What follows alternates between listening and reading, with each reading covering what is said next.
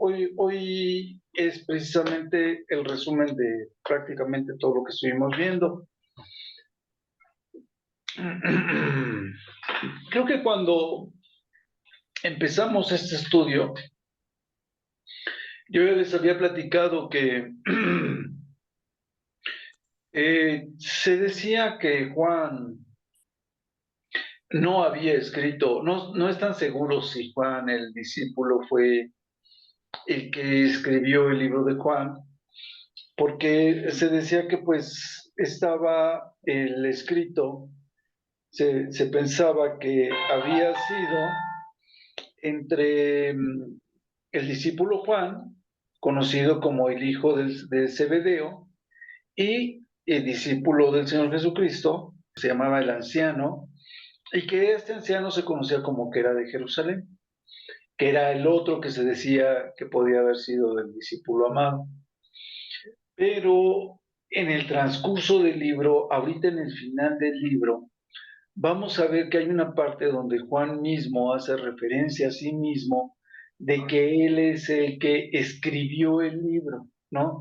Porque dice, y yo escribo esto, yo el discípulo amado, escribo de esto que es, doy testimonio de esto que es de lo que viví, ¿no? Entonces, no es que lo haya escrito otra persona, el discípulo amado pues, se conocía como tal desde un principio, y pues a mí se me hace como que más incoherente que le asignen el escrito, se lo asignen a alguien que consideraban el anciano, que no se menciona en ninguna parte del libro de Juan, y no que se lo hayan asignado directamente a Juan, ¿no?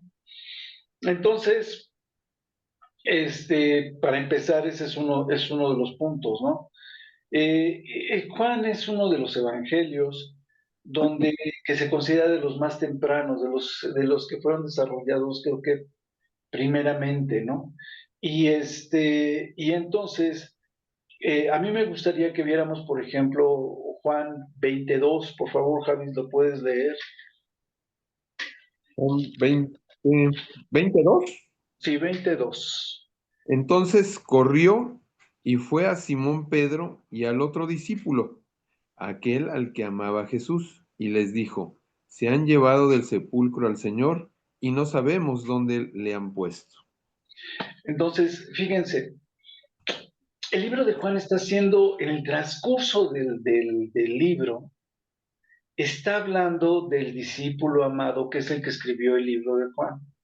Y aquí Ujú. cuando vemos que resucita el Señor Jesucristo y van corriendo a avisarles y le avisan a Pedro y le avisan a Juan, hacen una especificación donde dicen, y le dijo a Juan, a Pedro y a Juan, el discípulo amado.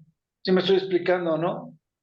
Ujú. Entonces, ¿cómo es que ponen en duda que el libro fue escrito por el discípulo amado y que el discípulo amado era Juan y que Juan dice a sí mismo después que él es el que escribió estas cosas? Por ejemplo, vamos a ver lo que dice, pero en el 21:7 dice, entonces aquel discípulo a quien Jesús amaba dijo a Pedro, es el Señor. Simón Pedro, cuando oyó que era el Señor, se ciñó la ropa porque se había despojado de ella y se echó a la mar. Entonces, el discípulo amado que le dice a Jesús, están los discípulos en la barca, y le dice el discípulo amado, ¿no? Ujú. Es el Señor, lo están viendo de lejos y no lo alcanzaron a reconocer. Y le dice, es el Señor, ¿no? Y en esta última parte del capítulo, este capítulo 21, el final del libro, lo vamos a ver después como otra relación, pero lo que voy es a esto, ¿no? Que en todas estas partes, le dice, reconocen a Juan como el discípulo amado, ¿ok? Ellos mismos en la narrativa están diciendo que Juan era el discípulo amado. Leímos 20:31, déjenme ver 20:31, si es el otro que estaba yo buscando. Dice, pero estas se han escrito para que creáis en Jesucristo, que Jesús es el Cristo, el Hijo de Dios, y para que creyendo tengáis vida en su nombre.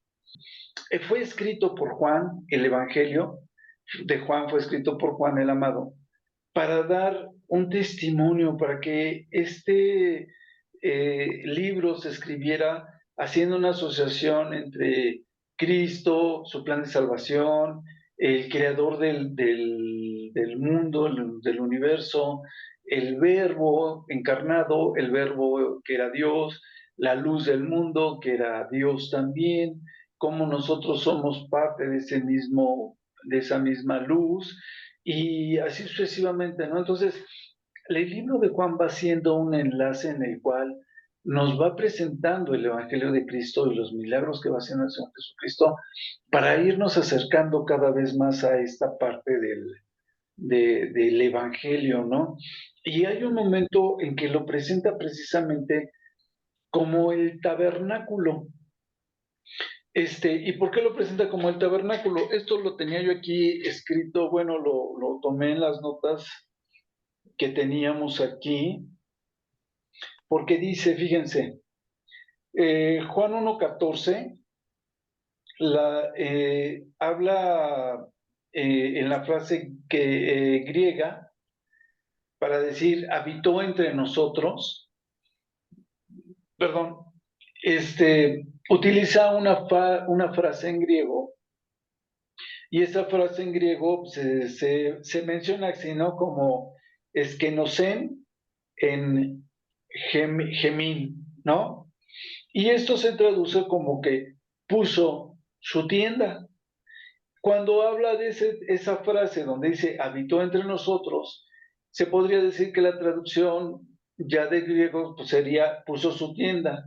Y entonces ahí hace Juan, se supone, una referencia de que esa tienda era una similitud del tabernáculo, la tienda que se ponía como templo o tabernáculo, donde bajaba la presencia de Dios para hacer la tienda a través del tabernáculo como un intermediario entre el hombre y Dios.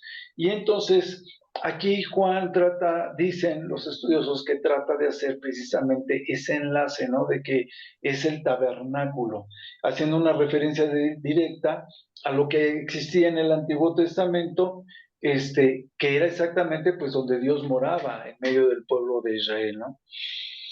Fíjense que pues está interesante, ¿no? Cómo dentro de este estudio donde Juan nos va haciendo el planteamiento de los diferentes aspectos de Cristo, en ese aspecto se considera que lo está considerando también como el tabernáculo, ¿no? Hasta aquí más o menos soy claro. Durante toda la narrativa, y ya lo habíamos visto, como el mismo Señor Jesucristo y Juan, al dar testimonio de lo que decía el Señor Jesucristo, lo van confirmando como el Mesías, ¿no? Que él se decía el Mesías, que todos lo conocían como el Mesías, va creciendo su fama como el Mesías con todas las obras que va haciendo, y hasta el punto culminante cuando resucita.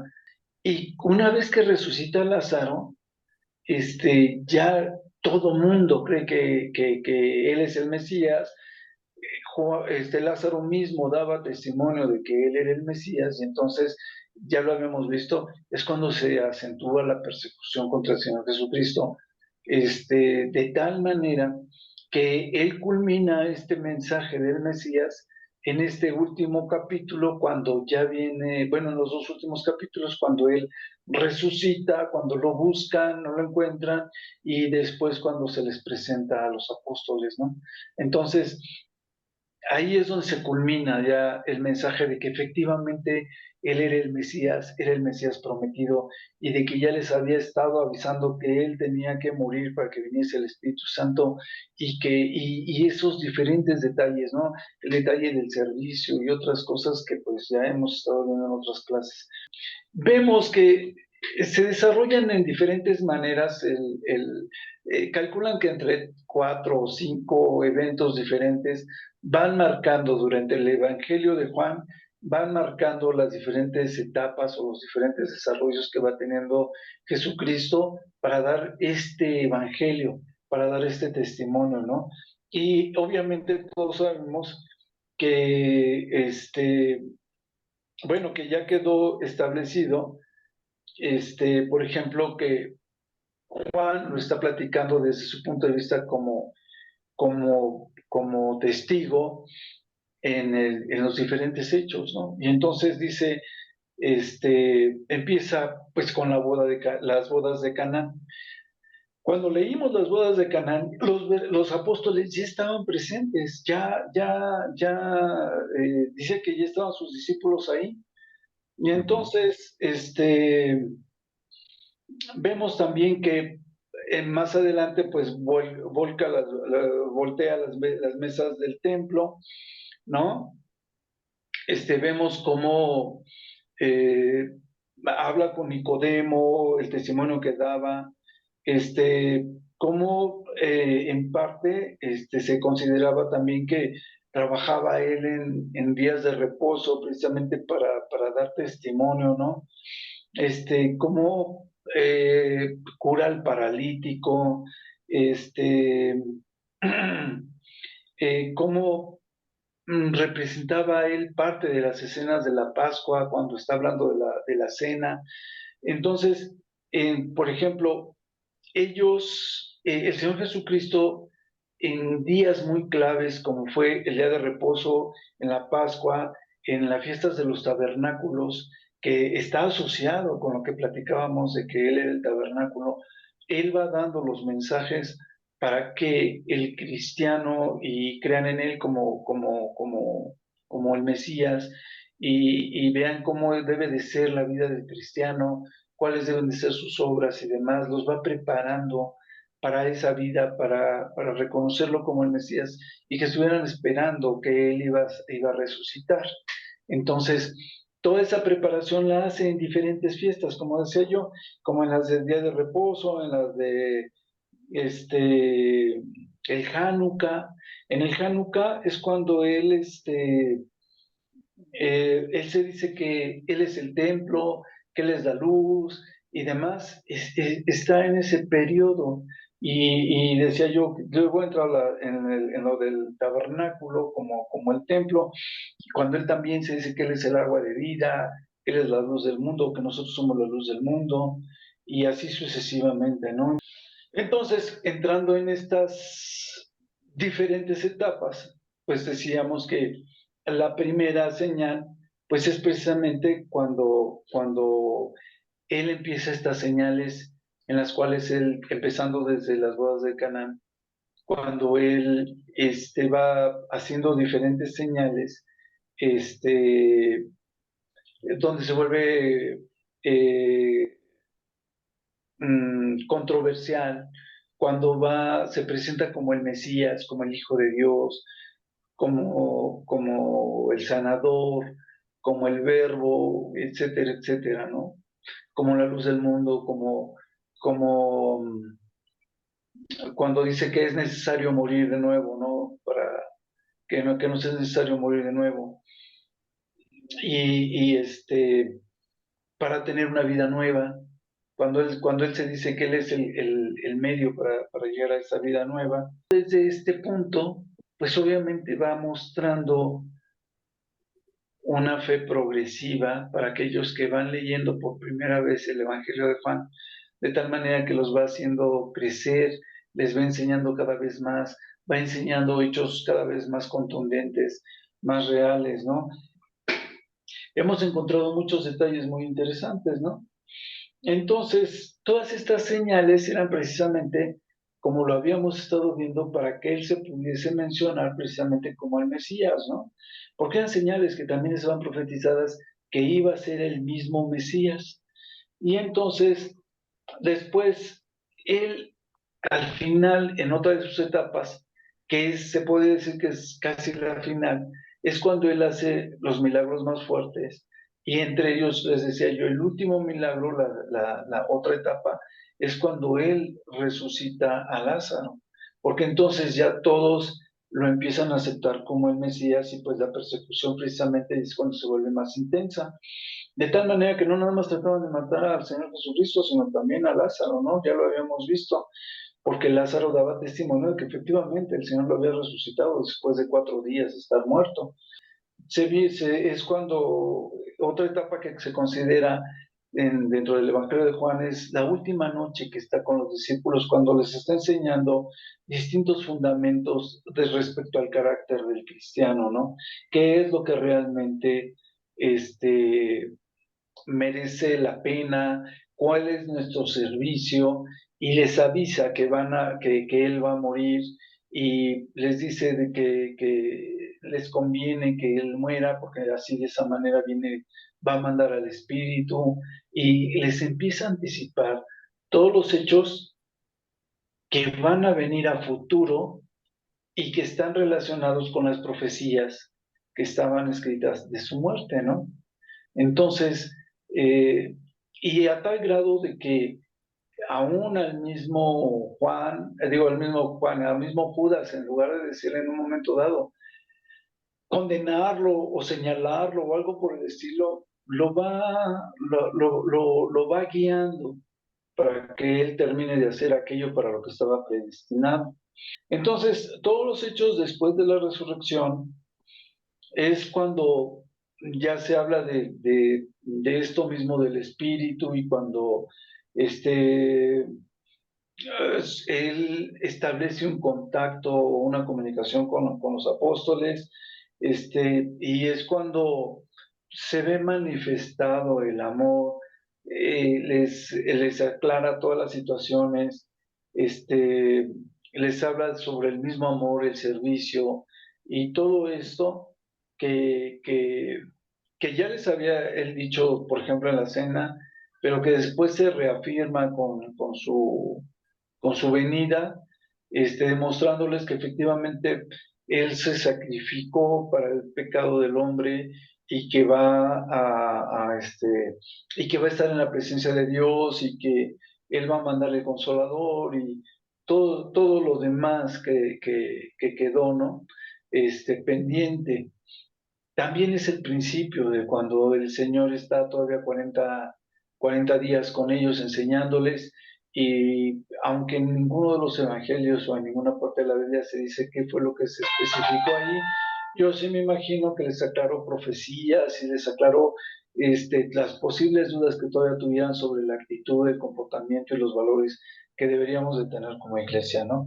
De ahí que más adelante, pues el mismo Pablo, cuando él dice que él fue añadido como un abortivo, se decía en parte de la Biblia que Pablo estudiaba y analizaba, al igual que el libro de Lucas, analizaba lo que los demás habían vivido, de los testimonios que los demás le habían dado, para que él estableciese precisamente un criterio para evangelizar, ¿no? Para conocer las cosas que él desconocía, que habían vivido los otros apóstoles con el Señor Jesucristo. Decía la Biblia en Juan al principio que pues el verbo era Dios, ya lo hemos platicado, que el verbo estaba con Dios, pero y que Él era Dios, ¿no? Que el Señor Jesucristo era el verbo. Pero, pero más que el verbo, al principio empieza con el verbo, pero después dice que era la luz. Y entonces dice que esta luz era el Señor Jesucristo, y que la luz era el creador de todo.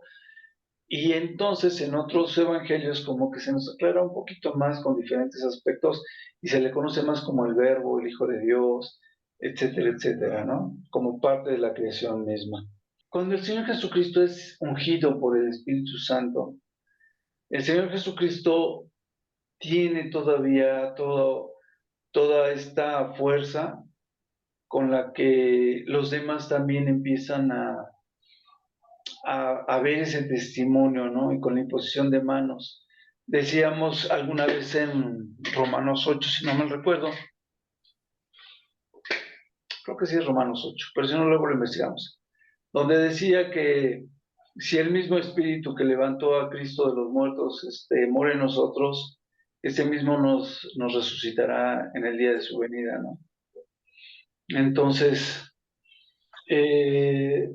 y precisamente vemos que la unción del Espíritu en Jesucristo es como que algo que le enfatiza en estos milagros que hace, en el testimonio que da, en su persona, en su conocimiento. Que les decía el Señor Jesucristo en un momento dado, ¿no? Que les era necesario nacer de nuevo. Cuando habla con la samaritana, en diferentes situaciones, él va, cuando sana al paralítico, cuando sana a la enferma, cuando sana a la mujer de flujo, y todo esto, creo que la mujer de flujo no estaba en los pasajes que leímos, pero cuando hacía todas estas sanidades, habíamos dicho que todas estas gentes, cuando sana al ciego de nacimiento, todas estas gentes habían sido, eh, habían padecido estos males durante muchos años, ¿no? La que estaba enjorobada tenía 8 años de estar jorobada, la de flujo tenía 12 años, el paralítico creo que 30, y el ciego de nacimiento, pues no sé, pero tenía ya sus años de ser ciego, ¿no? Sus 20 años, 30 años, 40 años de ser ciego. Entonces, cuando hace estas y Lázaro, cuando es sanado, cuando es resucitado, ya estaba viejo. Tenía nada más 4 días de muerto, pero ya estaba viejo. El caso es que todos ellos tenían muchos años y los testimonios, decíamos en un momento dado, para que el Señor Jesucristo fuera muy evidente, o lo hacía en día de reposo, o lo hacía con gente que tenía toda su vida o muchos años padeciendo diferentes males para que la sanidad fuese muy milagrosa, fuese muy marcada, fuese muy patente. Porque decíamos que otras gentes ya sabían que si tocaban los mantos del Señor Jesucristo, pues serían sanados. Y entonces pues, lo que procuraban era precisamente no lo dejaban pasar de las puertas porque esperaban ser sanados. Y sí ven todo este mensaje de cómo Juan va concentrando todo esto para dar un mensaje de cómo él sí era el Mesías, cómo se cumplía el Evangelio, cómo se cumplían las profecías, y etcétera, etcétera, ¿no? O sea, esa es la idea de Juan. Por eso mucha gente cuando alguien empieza a ser cristiano le dicen, pues léete el libro de Juan, porque el libro de Juan está hecho precisamente para la gente que lee despacio, que lee con calma, se vaya instruyendo y se vaya preparando en todo este tipo de cosas, ¿no? Entonces,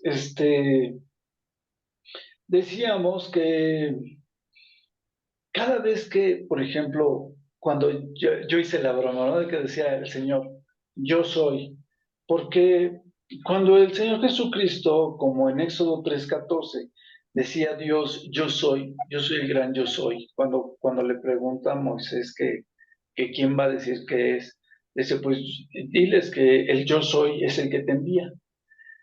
Entonces, el mismo Señor Jesucristo también es el yo soy, igualado a Dios, con la misma fuerza. Por eso es que estas personas cuando le preguntan, pues se caen, ¿no? O Alfa, te lees 6:35 de Juan. Jesús les dijo, yo soy el pan de vida y el que a mí viene nunca tendrá hambre y el que en mí cree no tendrá sed jamás. Así es. El Señor Jesucristo en varios versículos dice, yo soy. Yo soy el pan de vida, yo soy la luz del mundo, ¿no? Y así sucesivamente. Entonces, los yo soy está en el 6:35, está en el 8:12, por ejemplo. El que lo encuentre primero lo puede leer. Que dice, otra vez Jesús les habló diciendo, yo soy la luz del mundo. El que me sigue no andará en tinieblas, sino que tendrá luz, tendrá la luz de la vida, ¿no? En el 10:11.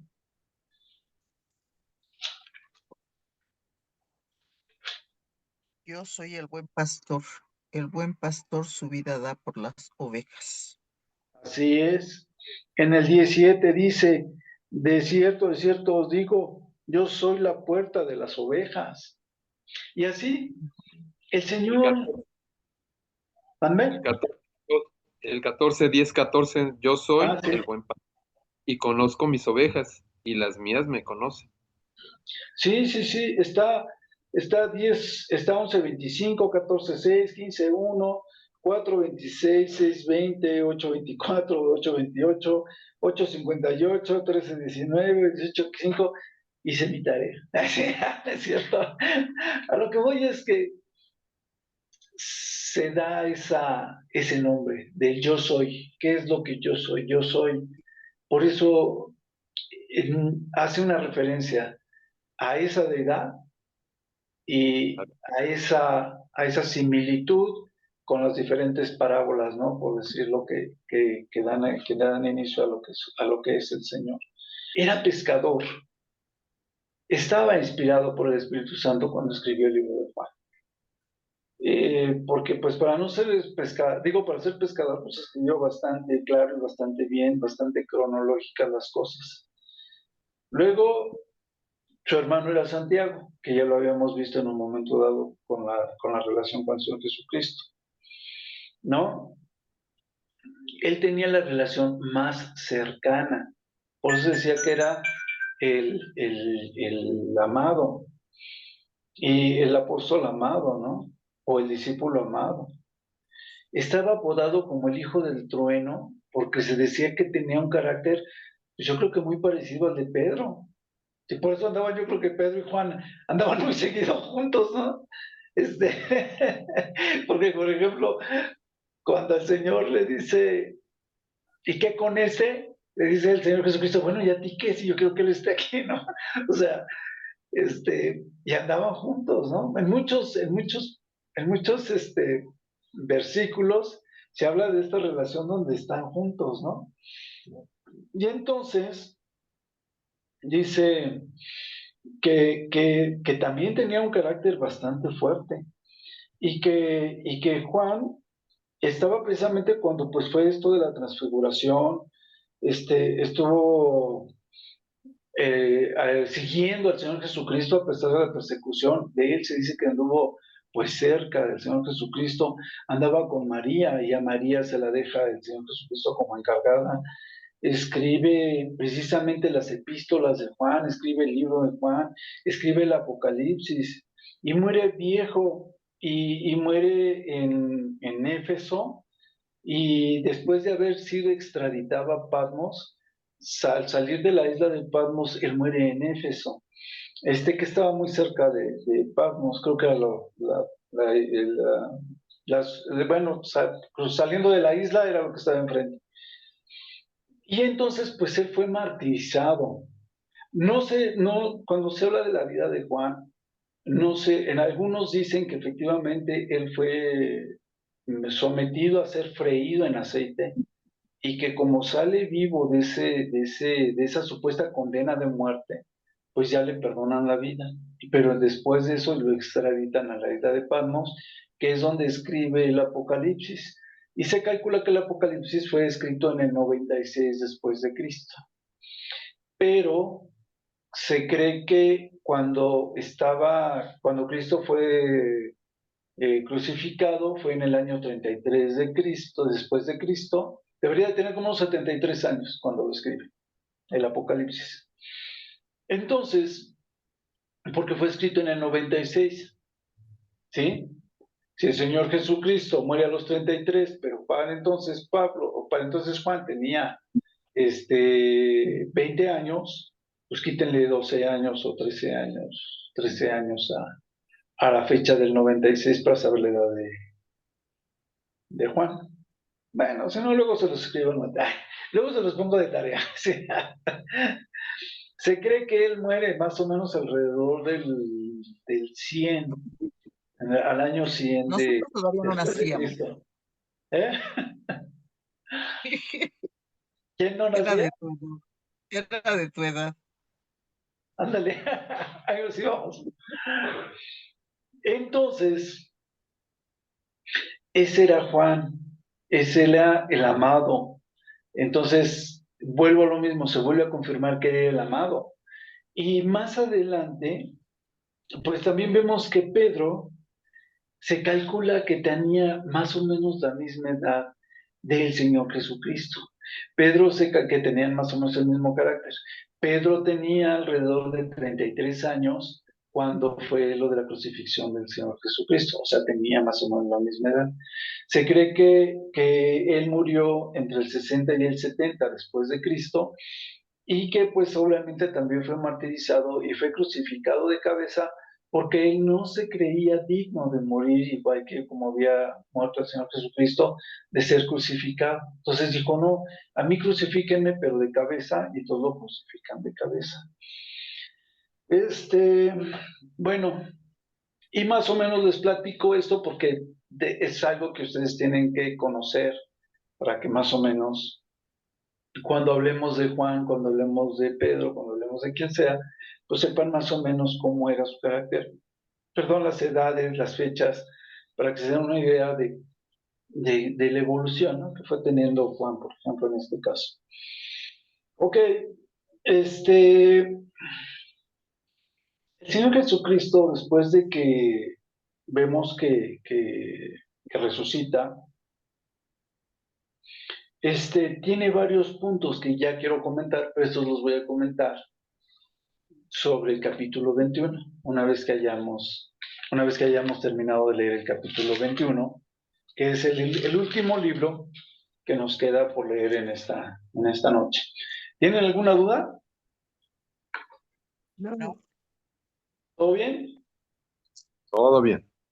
A ver, déjenme ver porque creo que tengo un aviso. pero ya me pusiste triste porque murió muy joven. ¿A quién de todos? Sí, sí, el Señor Pues Jesucristo. el Señor Jesucristo. Sí. Bueno, ok, veamos, fíjense, ¿a quién le toca leer? Nelly, Mire, léete Juan 21, por favor. Juan 21. Sí, del 1 al 14. Qué interesante, ¿no? Era la tercera vez que se les había aparecido. En las ocasiones anteriores sí lo reconocían, sí habían visto de qué se trataba, de quién se trataba y todo, ¿no? La primera vez que se les aparece es cuando no está Tomás, la segunda vez que se les aparece es cuando ya está Tomás, y aquí se les aparece cuando estaban ellos en las orillas de pescando, habían terminado de pescar. No, estaban pescando cuando se les aparece. Y entonces les dice, ¿no? Hijitos, ¿tenéis algo de comer? Estoy leyendo el versículo 5. Resulta que estaban ellos reunidos, les había dicho Pedro que iba a ir a pescar. En la entrada les dice, voy a pescar, y ellos le dicen, nosotros también vamos. Entonces, cuando va amaneciendo, se les presenta el Señor Jesucristo, y es cuando les dice, pero hay una parte importante. Se les presenta el Señor Jesucristo en la orilla de la playa, y dicen el 4, mas los discípulos no sabían que era Jesús. ¿Sí, sí lo ven? O sea, se les presenta en la orilla y dicen, no saben que era Jesús, y él les dice, hijitos, ¿tenéis algo de comer? Y entonces ellos le dicen, no, no. ¿A qué distancia estaba? Estaba más o menos a una distancia de 45 metros. 45 metros. De la distancia de donde ellos estaban, él estaba a 45 metros. Y entonces les dice,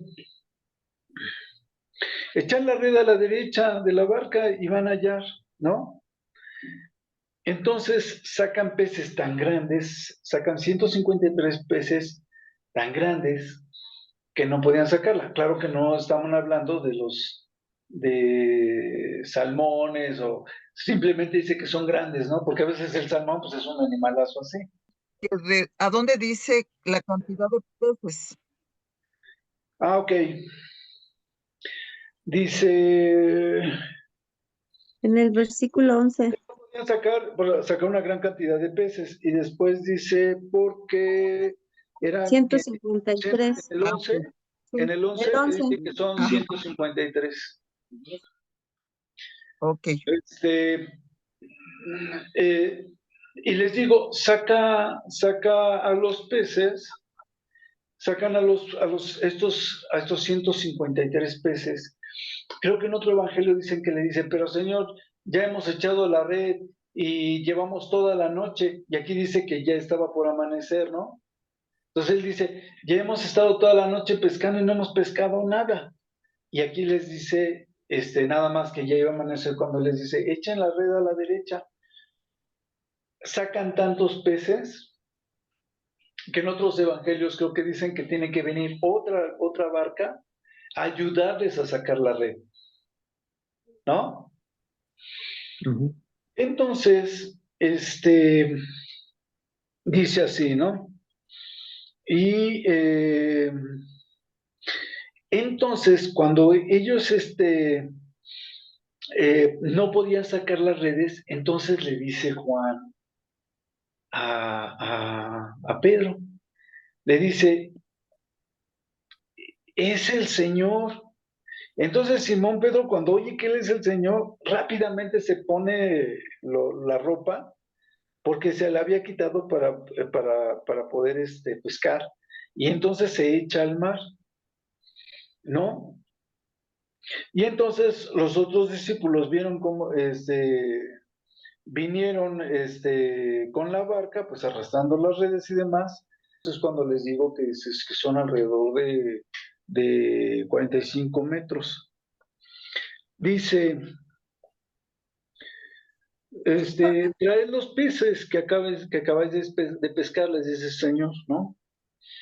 Y entonces se acercó Simón Pedro, o subió, dice aquí, se subió y sacó la red a tierra llena de grandes peces, 153, y aún siendo tantos, la red no se alcanzó a romper. Y entonces les dice el Señor, vengan y coman. ¿Cómo les explico? No sabían que era Jesucristo, pero físicamente no lo reconocían. ¿Sí me estoy explicando? No se les presenta como el Mesías, como el Maestro, como Jesucristo, no se les había presentado. Igual a los dos en camino a Maús se les presenta con otra transfiguración. Y entonces, pues no lo reconocen de momento. Y aquí es lo importante porque les dice en el 12, venid, comed, y ninguno de los discípulos se atrevía a preguntarle, ¿y tú quién eres? ¿Ya vieron?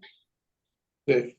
O sea, si hubiera sido el Señor Jesucristo, pues hubiese sido con toda la cara de que era el Señor Jesucristo. ¿Sí me explico, no? Lo hubieran reconocido inmediatamente, no habría necesidad de preguntarle. Y más porque ya era la tercera vez que se les había presentado. Si ya se les había presentado dos veces antes, como, como su maestro, como el Señor Jesucristo, en esta tercera vez, a pesar de que lo reconocen, no estaba estaba transfigurado. No se preguntaban a preguntarle tú quién eres, sabiendo que era el Señor. ¿Ya vieron qué padre? Ujú.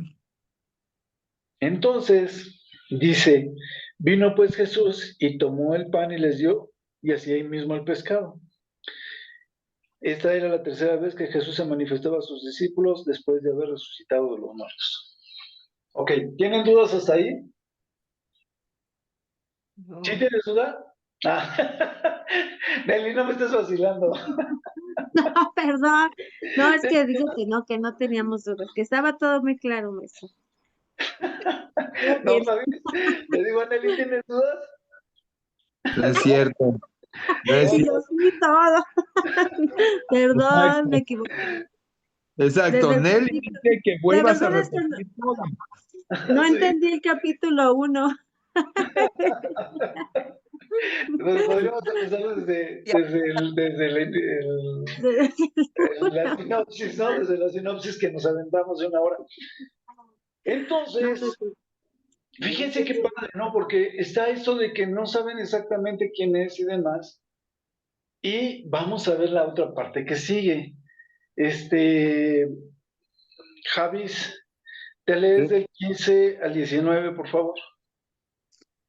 Sí. Se sienta Pedro con el Señor. Todavía no lo reconoce porque sigue transfigurado, pero ya están seguros de que es el Señor. Sí me estoy explicando, ¿verdad? Sí. Y entonces le dice, Simón, hijo de Jonás, ¿me amas más que estos? ¿Por qué le diría, si era alguien desconocido, le diría eso, ¿no? O sea, todos estaban en el conocimiento de que era el Señor resucitado y que se les había aparecido ya por tercera vez. Y entonces le dice, sí, Señor, tú sabes que te amo. Él le dijo, apacienta mis corderos. Volvió a decirle la segunda vez, Simón, hijo de Jonás, ¿me amas? Pedro le respondió, sí, Señor, tú sabes que te amo. Le dijo, pastorea mis ovejas. Le dijo la tercera vez, Simón, hijo de Jonás, ¿me amas? ¿Qué pasó cuando le negó 3 veces? El Señor le había preguntado lo mismo 3 veces. Entonces Pedro está volviendo a revivir esta parte de la negación y dice, no, ¿ahora qué voy a hacer, no? ¿Ahora, ahora con qué la voy a regar, no? Ujú. Y entonces le dice Pedro, se entristece y le dice la tercera vez, ¿me amas? Le respondió el Señor, tú sabes todo, tú sabes que te amo. Y Jesús le dijo, apacienta mis ovejas. Entonces, el Señor Jesucristo lo está preparando y la plática ya es una plática de relación, es una plática de integración, de reconocimiento como el Mesías resucitado y transfigurado, no en el sentido de la transfiguración divina, ¿no? Lleno de luz y demás, sino con otra personalidad. Y entonces le dice, pero aún así, consciente de la plática y la tónica de la plática, ¿no? Consciente de que está platicando con el Señor Jesucristo, aunque no lo reconoce como tal, pero también reconociendo que esa plática solamente la pudo haber tenido con el Señor Jesucristo, porque el Señor Jesucristo le había hecho las mismas preguntas cuando le dijo que lo iba a negar 3 veces. Sí me explico, ¿verdad? Ujú. Entonces, esa compenetración, esa intención, el milagro de los peces y demás, todo eso pues los va llevando todavía más a dar testimonio por parte de Juan de esta situación. Juan ha de haber estado por ahí cerca, porque como les digo, estaba ahí con estos discípulos que menciona al principio. Y entonces dice, y entre ellos estaba Juan, que Juan y su hermano, que eran los hijos de Zebedeo. Y entonces le dice, de cierto digo que cuando eras más joven te ceñías e ibas a donde querías, mas cuando ya seas viejo, extenderás tus manos y te ceñirá otro y te llevará donde no quieras. Entonces dice aquí que esto lo dijo el Señor, dando a entender con qué muerte habría de glorificarle a Dios y le dijo esto y le añade, sígueme, ¿no? Entonces, eh, a lo que voy es a esto. Dice que esto se lo dice para dar a entender con qué muerte habría de morir este Pedro. Pero lo que le está diciendo a Pedro es, pastorea mis ovejas, le dice, apacienta mis corderos, y me falta una. Sí, apacienta mis ovejas, luego Pastorea mis ovejas. pastorea mis ovejas, apacienta mis ovejas y apacienta mis corderos, ¿no? Entonces, más adelante le había dicho a Pedro que a él le entregaba las llaves de la iglesia, ¿no? Y precisamente, creo que en otro evangelio, precisamente con este mismo contexto de la plática, es que le dice que a él le entrega las llaves de la iglesia. Y vuelvo a lo mismo. Es Pedro, en su primer,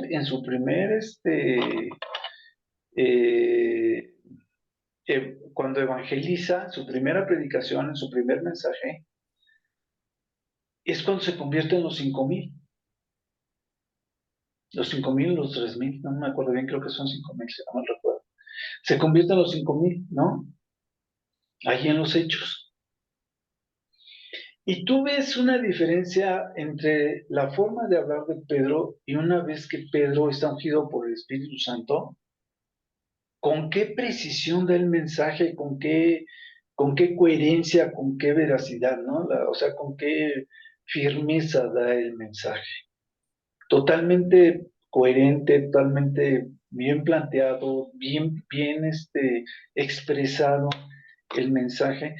Y entonces yo creo que cuando en esta parte que siempre me ha causado a mí confusión, lo que le está diciendo Dios es, tú te vas a encargar de la iglesia, tú te vas a encargar de llevar el evangelio, tú te vas a encargar de ser una parte fundamental en la iglesia por los mensajes, por los hechos, por todo lo que está escrito de ti.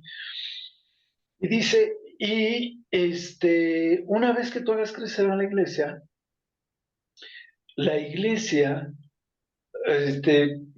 pues vas a morir por este seguimiento a la iglesia, por este testimonio del evangelio, por seguirme a mí, vas a morir.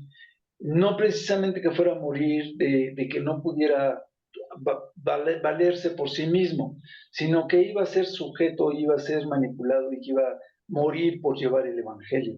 Porque, como yo les decía, él muere por entre el 60 y el 70 después de Cristo, y muere crucificado de cabeza.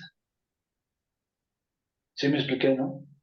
¿Y por qué muere crucificado de cabeza? Pues por llevar el evangelio, por pastorear a sus ovejas, por apacentarlas, a sus corderos, etcétera, etcétera, ¿no? ¿En qué se resume eso? Pues en llevar el evangelio, en guiar a la iglesia. ¿Dudas hasta ahí? Ok, ¿quién me faltaba? Alfa. Alfa, ¿te lees el final? El discípulo amado, por favor. Ok, y después dice, el discípulo amado, volviéndose Pedro, vio que le seguía el discípulo a quien amaba Jesús, el mismo que en la cena se había recostado al lado de él y le había dicho, Señor, ¿quién es el que te ha de entregar? Luego dicen que en la Santa Cena de Miguel Ángel se habla de que es María, una de las Marías, la que está recargada en el regazo del Señor. Y luego digo, bueno, ¿qué, no leen la Biblia o qué les pasa, no? O sea, ¿de dónde sacan sus teorías de Da Vinci? Que quién sabe qué, pero bueno, no se salgan del tema. Y entonces dice que le había de entregar, que Señor, ¿quién es el que te ha de entregar? Cuando Pedro le vio, dijo a Jesús, ¿y qué de este? Jesús le dijo, si quiero que él se quede hasta que yo venga, ¿qué a ti? Sígueme tú, ¿no? Que es lo que yo les decía, jalaba el Señor con Juan y se llevaba a Pedro, jalaba con Pedro y se llevaba a Juan, ¿no? O se le pegaba a Juan. Entonces casi siempre andaban juntos. Entonces, dice, este dicho se extendió entonces entre los hermanos que aquel discípulo no moriría, sino que Jesús no le pero Jesús no le dijo que no moriría, sino si quiero que él quede hasta que yo venga, que a ti. Este es el discípulo, fíjense, ¿quién escribió entonces el libro de Juan? Dice, este es el discípulo que da testimonio de estas cosas y escribió estas cosas y sabemos que su testimonio es verdadero. ¿Dónde está el anciano que según los escritores o según los sabiondos, dicen que el anciano al cual se le atribuye que tal vez él escribió el libro de Juan? Dices, bueno, y entonces, vuelvo a lo mismo, tampoco los cristianos que leen el libro de Juan, los muy buenos, alcanzan a leer lo que dice en blanco y negro. Y entonces, ya estoy leyendo y explicando, ya no me va a dar tiempo de más, pero bueno, son las cosas que hay que comentar, ¿no? Y entonces dice, vuelvo a releer el 24. Este es el discípulo que da testimonio de estas cosas y escribió estas cosas. Y sabemos que su testimonio es verdadero. Y hay también otras muchas cosas que hizo Jesús, las cuales, si se escribieran una por una, pienso que ni aún en el mundo cabrían los libros que se habrían de escribir. Amén. Fíjate. Qué padre, qué padre. Termina. Qué padre termina. Y miren, yo se lo he oído a varios predicadores de nuestra iglesia que dicen, no, y es que el libro de Juan, algunos dicen que sí fue el discípulo Juan, y otros piensan que está escrito por el anciano, que era uno de los discípulos que había de la iglesia, que vivía en Jerusalén. Y luego digo, ok, tú lo lees de la gente que está haciendo un estudio sobre el libro de Juan, y que son historiadores o que son teólogos o qué sé yo. Pero cuando lees la Biblia en blanco y negro, dices, bueno, ¿qué parte se pierden? O se cansaron de leer el libro y ya mejor no lo terminaron de leer, ¿no? Entonces, y bueno, eso es lo padre, que es lo que yo les decía, ¿no? El libro por sí mismo te va diciendo en varias etapas el propósito de Jesús, el propósito del Evangelio del libro de Juan, cómo es un libro ideal para que sea leído por una persona que está recién convertida, por todos esos atributos una vez que lo leen a detalle, y cómo nos va llevando de la mano, ¿no? Para ver ciertas cosas, como esta última plática que tiene Pedro con el Señor Jesucristo, y que no fue la última. ¿Por qué no fue la última? Porque esta era la tercera vez que se presentaba delante de ellos, pero después se mantiene durante 40 días, todos los días, en presencia de ellos, instruyéndoles y enseñándoles a ellos y a más de 500 personas que comprendían tal vez la iglesia local en aquel entonces. Y eso es lo padre. Eso es lo padre, ir conociendo todo eso. Tú tienes el micrófono cerrado, Nelly, no sé qué me dijiste, pero igualmente, eso que me dijiste, ¿eh? No, no es a ustedes, bueno, perdón. ¿Me lo dijiste a mí o se lo dijiste a alguien más? Creo que te lo dijo a ti porque está muerta de la risa. No, perdón, no, se lo dije a Yare, perdón. Fíjense, entonces, el libro de Juan ya lo terminamos, estuvo muy padre. Yo aprendí muchas cosas, yo espero que ustedes también hayan aprendido todo eso. Y bueno, yo creo que lo más idóneo va a ser atacar 2, 3 temas que habíamos visto, ¿no? Por ejemplo, la situación previa a la crucifixión, que la medio vimos, la alcanzamos a más o menos ver, cómo pasan los días o las horas antes de la crucifixión hasta la crucifixión. Y luego podríamos ver la resurrección cuando se presentan las Marías, cuando van a los discípulos y todo esto, y las veces que se le presenta el Señor Jesucristo, y cómo después de la muerte del Señor Jesucristo, pasa esos días hasta que es llevado a la presencia de Dios, ¿no? Hasta que es levantado. Entonces, podríamos llevar todos estas 3 etapas para profundizar un poquito más, nada más en esas últimas horas del Señor Jesucristo, su resurrección y la enseñanza que posiblemente les dejó a los discípulos. Entonces, eso podríamos hacer en las siguientes 2, 3 clases. Y después de eso, entonces podemos definir si queremos un estudio que esté enfocado con respecto a las misiones, de los diferentes estudios que tenemos en misiones, o que si quieren que llevemos algún otro estudio, ya lo veríamos. Yo estoy calculando que sería para finales de febrero, más o menos, que estaríamos ya determinando cuál sería el siguiente tema que les gustaría que lleváramos. ¿Qué les parece? Está bien, hermano. A mí me gustaría que estudiáramos Primera de Corintios. A mí se me hace muy interesante. Acabamos de terminar el estudio de Primera de Corintios y Segunda de Corintios. ¿A poco? No me Está en los digas. videos anteriores. Antes de empezar ¿A con poco? vimos Primera y Segunda de Corintios. Ok. Sí. Ok, sí. Ahora hasta el próximo. No, pero te puedo pasar más o menos las ligas. Ah, sí. Muy bien. En la liga de los videos que subimos, aparecen más o menos por fechas. Entonces, más o menos te puedes ir dando una idea con las fechas de qué tan antes o qué tan después podría estar Corintios. Pero te voy a mandar una para que luego también traen la cita. Entonces, si ya traes la cita, pues es más fácil que ya te ubiques y ya te para atrás o para adelante. Ok. Está bien, hermano, gracias. Muy bien. ¿Alguna otra cosa que quieran comentar?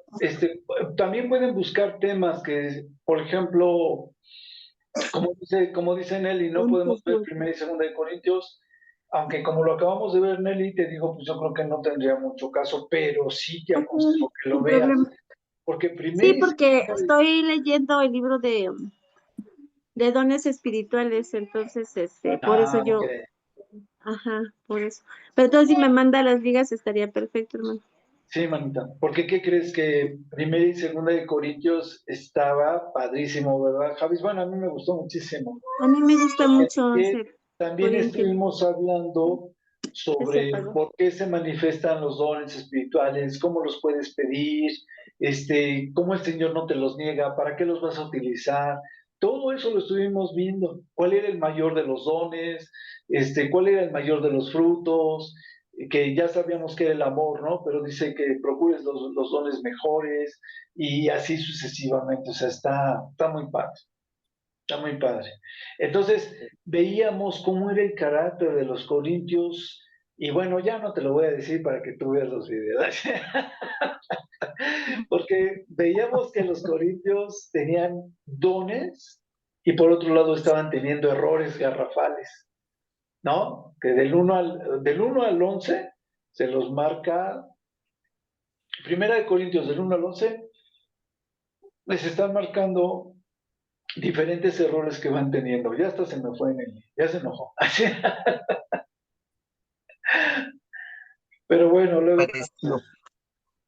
sí, luego vemos eso. Entonces, bueno, ya quedamos, vamos a hablar de las próximas clases de horas previas antes de la muerte del Señor Jesucristo. Yo creo que vamos a partir más o menos desde la entrada triunfal hasta la crucifixión, luego la resurrección y luego a la iglesia después de esta resurrección, ¿no? Serían los 3 temas a tratar en las próximas clases. ¿Ok? ¿Están de acuerdo? Ok. Muy bien. Muy bien, Alfa. Entonces, Clarice, horas para despedirnos, manita, por favor.